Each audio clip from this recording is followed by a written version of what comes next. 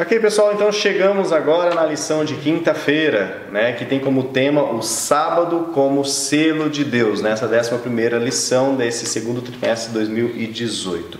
O sábado como selo. Então, nada, né, mais natural do que a gente explorar os Shabaots, né, ou seja, os sábados, porque a Bíblia, a Torá, nos instrui sobre os sábados e não somente o sábado. Então, é uma entrelinha bem interessante. E também nós vamos explorar aqui com a fala do Júlio a questão de que o sábado é um selo, sim, mas um selo familiar. Ele tem alguns atributos, claro que todo mundo está acostumado naquela questão de o selo indica propriedade, indica quem foi, de quem que é, mas é uma questão familiar esse selo. Então, fiquem ligados e vamos começar então aqui sobre os Shabaotes de Deus. Vamos lá, lição de quinta-feira, o sábado como selo de Deus. Então vamos na passagem bíblica, Êxodo 31:13. Tu, pois, fala aos filhos de Israel, dizendo: certamente guardareis os meus sábados. Aqui, Shabetotai, né? No caso é o plural, tá? Portanto, e aqui tem o sufixo junto. Portanto, isto é um sinal entre mim e vós, nas vossas gerações, para que saibais que eu sou o Senhor, que vos santifica. Está no Shemot, no Êxodo 31:13. Evidente que esse plural aqui não é porque é um sábado, depois na outra semana tem outro sábado, depois na outra semana tem outro sábado. Não é nesse sentido. Porque o Shabat, eu já falei, é cessar. E esse cessar é para algo, para santificação, é o Kadosh. E esse cessar acontecia efetivamente no 7º dia da semana, mas acontecia também aqui nas 7 festas judaicas. E aqui existe uma noção entre tipo e antitipo. A gente tem aqui primeiro Pessah, a Páscoa. No caso, já falamos, quem está acostumado com o canal que já sabe, simboliza o quê? A morte de Cristo, o Calvário, a crucificação. O daí pães asmos, que seria o Massut. E daí simboliza o quê? Cristo no santuário. Aí nós teríamos primícias, que seria o Rabicurim. Simboliza o quê? Ressurreição de Cristo. Depois aqui semanas, Shavuim, ou Shavuot. Que simboliza o quê? O Pentecostes. E nós vamos ver isso na Bíblia, dizendo que vamos encontrar isso. E depois aqui a gente Shafarot, trombetas, né? Que também... E simboliza o quê? Aqui, no caso, o movimento do segundo advento. E nós temos aqui o dia da expiação, que seria o Yom Kippur, no caso, simboliza o quê? O juízo pré-advento, a passagem de Jesus do Santo para os Santos dos Santos. E aqui Sukkot, no caso da festa das tendas ou tabernáculos, que seria a segunda vinda de Cristo, quando ele leva para a Nova Jerusalém. Então aqui a gente já viu, tudo isso aqui em cima é sombra de coisas que, algumas que já aconteceram, outras que ainda vão acontecer. Então vamos lá. Primeiro ponto, vimos ali coisas que ainda vão acontecer. Então essas festas foram revogadas, sendo que tem coisa que ainda não aconteceu? Óbvio que não, né? Algumas já. E não é porque já aconteceram que algumas festas foram revogadas e outras não. A gente fala em Oséias 2:11. Farei cessar todo o seu gozo e as suas festas, luas novas, seus sábados e todas as suas solenidades. Aqui Oséias não está falando que vai acabar com aquelas festas. Tanto é que é soma de coisa que ainda não aconteceu. Por exemplo, tem o Sukkot, que é a volta de Cristo. Cristo ainda não voltou. Esse farei cessar aqui, por quê? Eu coloquei a figura aqui em cima, por causa de cativeiro. Eles foram cativos. Cessou o gozo, cessou o prazer, porque aqueles reis proibiram eles de comemorar as festas, lua nova, os sábados, né? e solenidades. Agora vamos aqui. Portanto, só um detalhe interessante aqui. Sábados, nós falamos de festas, e aqui tem festas de lua nova, aqui tem solenidades. Tem o Hanukkah e o Purim, que propriamente não são sábados, não tinham atividades propriamente ali no templo, envolvendo ritualísticas. Agora, portanto, agora uma outra passagem, Colossenses 2,16, que muitos usam essa passagem de maneira equivocada. Portanto, ninguém vos julgue ou condene pelo comer ou beber. Aqui, a interpretação que eu adoto é que está falando de jejum. Aquelas pessoas que ficavam jejuando, fazendo carne doente. Olha só, eu jejum, eu sou melhor do que você. E aqueles que não praticavam esse tipo de prática, às vezes eram julgados. ou por causa dos dias de festas, aqui o Hag, lua nova, aqui sábado de novo, que são sombra de coisas futuras. Olha o que está falando aqui. Sombra de coisas futuras. Mas o corpo é de Cristo. É só a gente lembrar de toda aquela simbologia que a gente falou e que a gente vai entender perfeitamente aqui com vocês. Eu coloquei aqui um gráfico para quem vai ficar com o slide. Aqui tem o sábado, 7 dias da semana, aqui lua nova, aqui o ano do jubileu, acontecia, a terra descansava no 7º ano, quando dava 7 vezes 7, 49 anos, tinha o jubileu. E coloquei aqui todas as festas e as referências bíblicas aqui para vocês encontrarem. Quem for ficar com o slide vai ter isso daqui. Vamos lá, próximo slide. Agora aqui, o ponto aqui que a gente vai falar, que há algo efetivamente que foi desalinhado, que a expressão na língua portuguesa foi para abrogado. E nós vamos entender o que foi isso. A gente está lá, Mateus 17, 18. Não pense que vim revogar a lei, no caso aqui, nomos, em grego, Torá, a referência a Torá, ou os profetas, que está falando do Velho Testamento. Ele não veio revogar o Velho Testamento. Ele diz isso textualmente. Não vim revogar, mas vim cumprir. Ele veio cumprir. Só lembrar de toda aquela simbologia que a gente falou, que também fica mais fácil de entender. Porque em verdade vos digo que enquanto não passar o céu e a terra, de nenhum passará da lei um só i ou um só tio, sem que tudo se cumpra.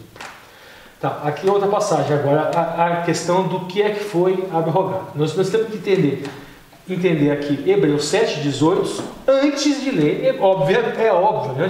antes de ler Hebreus 7, 17, antes de ler 7, 18, porque a gente entende bem. Olha só, porque ele assim testifica, tu és sacerdote eterno segundo a ordem de Melquisedeque. Esse segundo a ordem de Melquisedeque, no corpo do texto, está fazendo uma contrafação com o quê? Com o sacerdócio levítico. E está dizendo que esse sacerdócio de Yoshua é um sacerdócio superior. Então há algo que faz, há um desalinho aqui e a gente vai entender. Por quê? O precedente mandamento, que precedente mandamento que é esse? Olha só, é só ler aqui em cima. Está falando a ordem de Melquisedeque. Então o precedente mandamento é a segunda ordem levítica, inferior. É um sacrifício que era feito, de um cordeiro que era feito todos os dias. O Messias morre uma vez só. Então toda aquela ritualística que simbolizava aquilo que o Messias ia fazer, ela se desalinha, ela é abrogada. Aqui optaram por essa expressão, todo mundo sabe que é a minha preferência pelo hebraico, então grego eu só fuço de curioso, e fiz esse fuçar e encontrei essa que a palavra grega, que na verdade seria um desarranjo, um desalinho. Ela seguia numa linha e ela agora segue em outra. Então veja bem, ela seguia numa linha que simbolizava aquela noção de tipo e antitipo, por causa de sua fraqueza e inutilidade. Então o que foi revogado? Coloquei o gráfico aqui. Foi o Olã, o Corban Olá, no caso a oferta do holocausto. O Olã, o Corban, Corban Minha, o Corban Shalimim, o Corban Hatat e o Corban Achat, que eram aqueles sacrifícios que eram feitos no Mishkan e que simbolizavam aquilo que o Messias fez. Então vamos lá. E onde que a gente encontra isso? No Velho Testamento. Porque senão fica só a interpretação.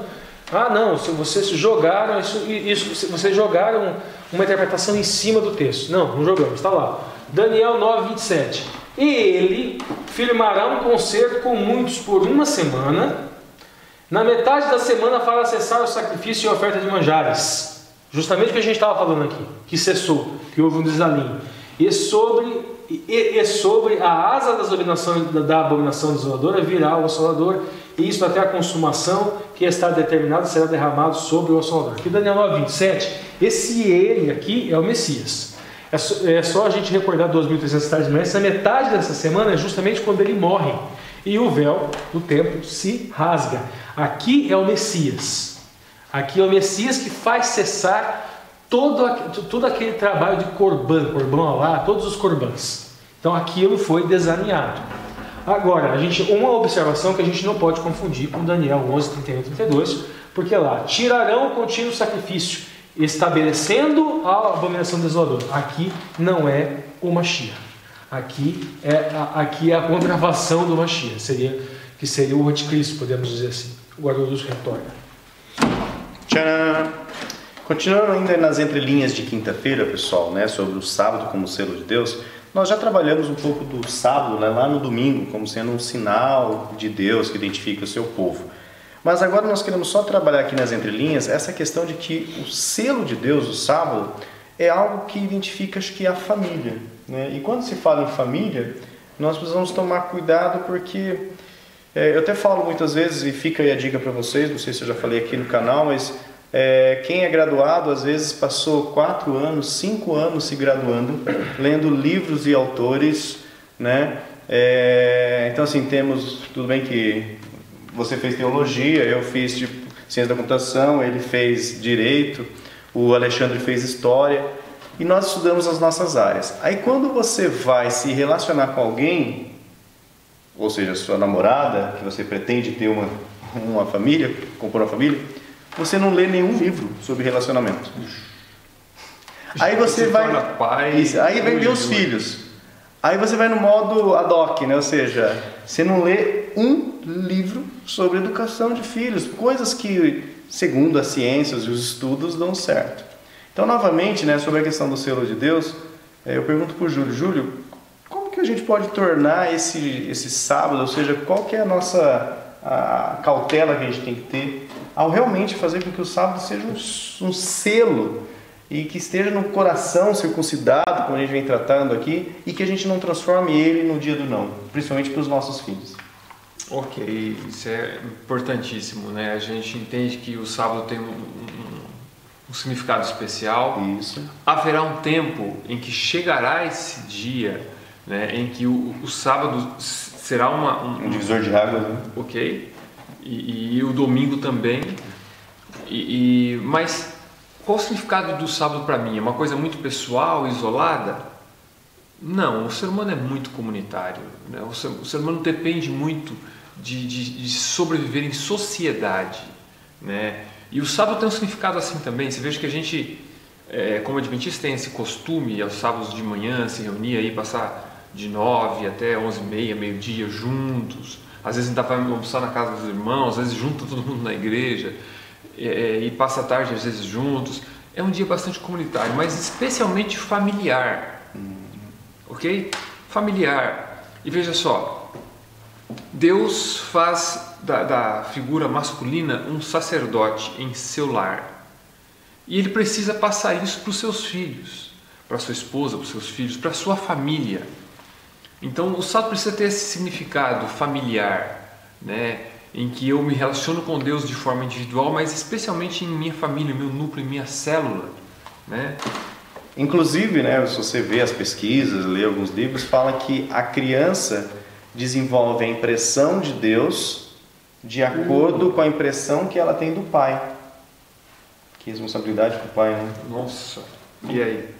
Como que o pai se comporta aí diante dos filhos agora? E aqui os 3 somos pais, e agora? Cada um pensa, meu que pai, que eu tô fazendo? Eu fui descobrir isso tarde demais, acho. Né?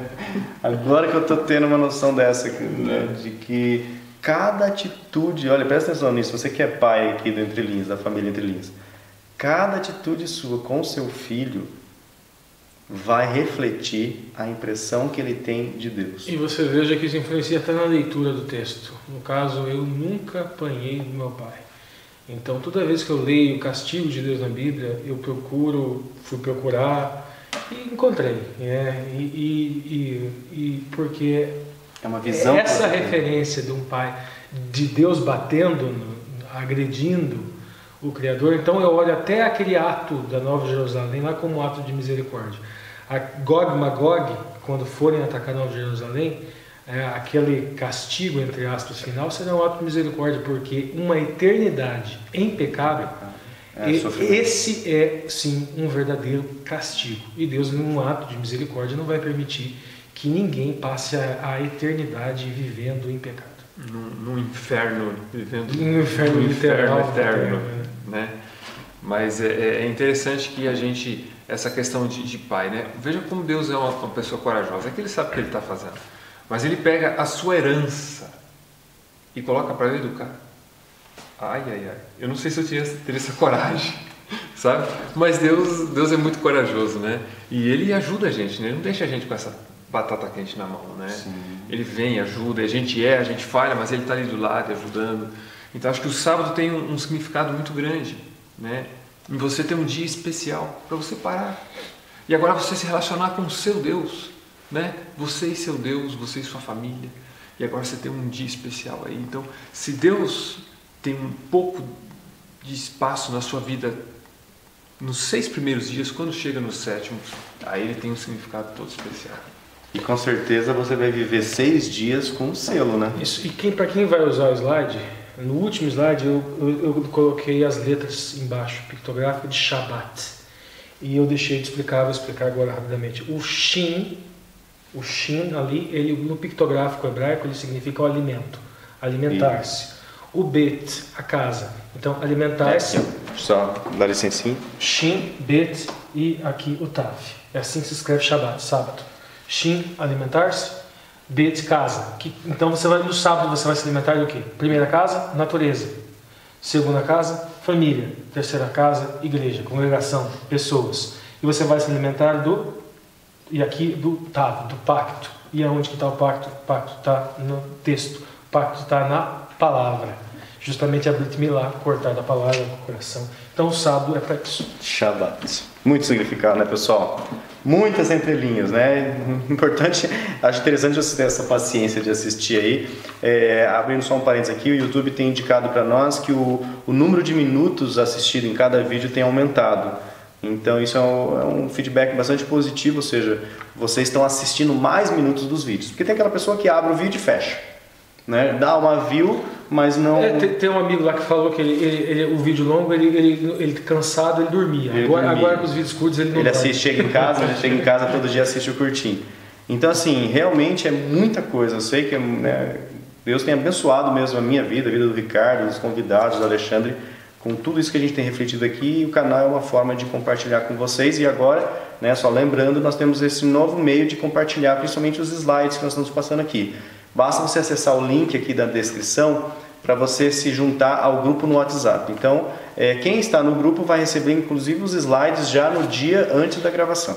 Isso, okay? Só para a gente fazer aqui, ó, a Gene já falou com a gente, o Walter Elias falou no WhatsApp depois que a gente postou uma live lá, Reginaldo Martins, a Lúcia Souza, o Beto Comper, Valmir Júnior e o Luiz Henrique. Todo mundo já interagindo aí com Entre Linhas. Pessoal, muito obrigado pelo carinho, pela dedicação do tempo que eu sei que é raro nos dias de hoje, né?